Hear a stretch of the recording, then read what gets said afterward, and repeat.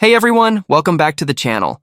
Today we're talking about the Samsung Galaxy S26 Ultra, and if you were hoping this phone would finally come with a much better battery, I'm afraid we've got some disappointing news.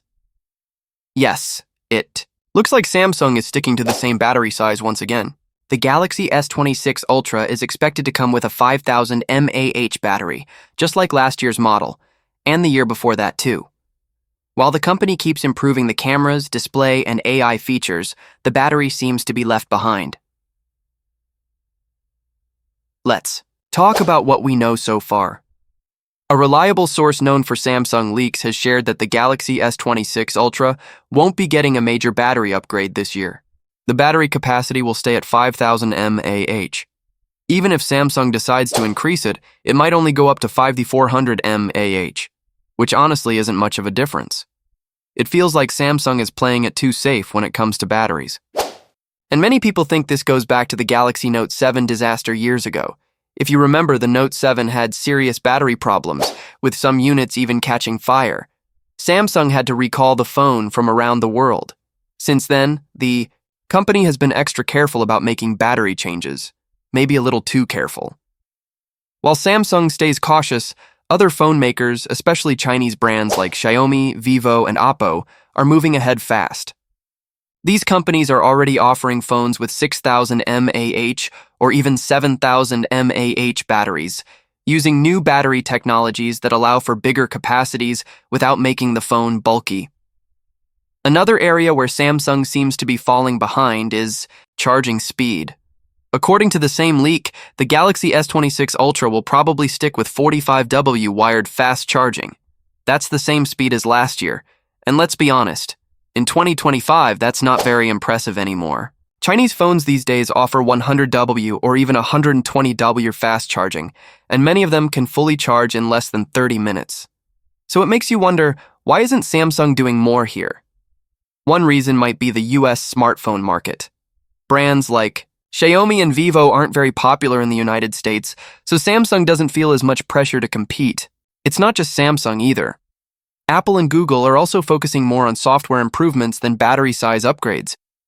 For example, Apple is rumored to be introducing a new system called Apple Intelligence that helps manage battery usage better through software. But let's be real, no matter how good the software is, it can only do so much. At the end of the day, we all want a phone that can get through the day without needing a mid-afternoon charge. Samsung's recent phone releases also follow this same trend. Take the Galaxy S25 Edge as an example. It only comes with a 3900 mAh battery, which feels pretty small for a premium phone in 2025. A Samsung executive recently explained in an interview that this was to keep the phone's slim design. But let's be honest, most users would rather have a phone that lasts all day than a phone that's super slim but dies before dinner. Even their foldable phones aren't getting huge battery upgrades. The upcoming Galaxy Z Fold 7 is expected to have a 4400 mAh battery. For a phone with two large screens and meant for multitasking, that seems a bit too low. And it's not just Samsung. Apple is also rumored to be working on a super slim phone, possibly called the iPhone 17 Air.